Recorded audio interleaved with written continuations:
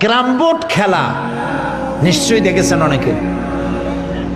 আরে ভাই কইতে লজ্জা কি, আমিও তো খেলছি ছোটবেলায় ক্যারামবোর্ড খেলা। এটা কি কোনো গুণা নাকি? আমিও খেলছি। ক্যারামবোর্ড খেলাটা কি? বোর্ডের উপরে কতগুলি এই রকমের গুটি থাকে, একটা থাকে লাল, ঠিক না? এখন বোর্ডের উপরে এই গুটিটা আমি মারতেছি, সামনে আর একটা গুটি, কিন্তু সামনের গুটিটা আমার মূল টার্গেট না। এই গুটিকে ওটাকে হিট করবে, সে ধাক্কা খাইয়া মারবে লালটাকে, লালটা পড়ে যাবে পকেটে।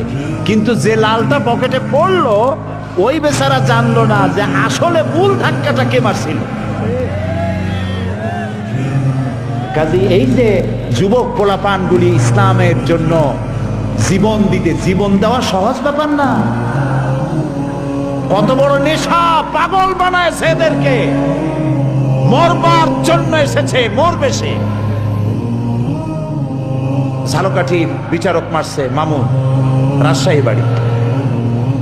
ওরে জিজ্ঞেস করছে তুমি এটা করলা কেন? আল্লাহর আইনের জন্য। যদি এখন মরো কই শহীদ হব। আমি বললাম না কেন, এখনো বাইসে আছি কেন? এটা তার বিস্ময়, তার মানে সে মরতে এসেছে। এই ছেলেগুলোরে কেমনে আপনি দোষ দিবেন? এগুলোর তো পাগল বানায় দিছে। পাগল বানাইলো কারা? সেই মূল জায়গায় যেতে হবে, মূল জায়গায় যেতে হবে। পাগল বানাইলো কারা? সেই জন্য আমি আপনাদের বলি সতর্ক হন এবং ওদেরকে বুঝান। যারা এই কাজটি করতেছে তাদেরকে বুঝান মানুষ মারা কত বড় অপরাধ। আপনারা বিরক্ত হচ্ছেন না তো?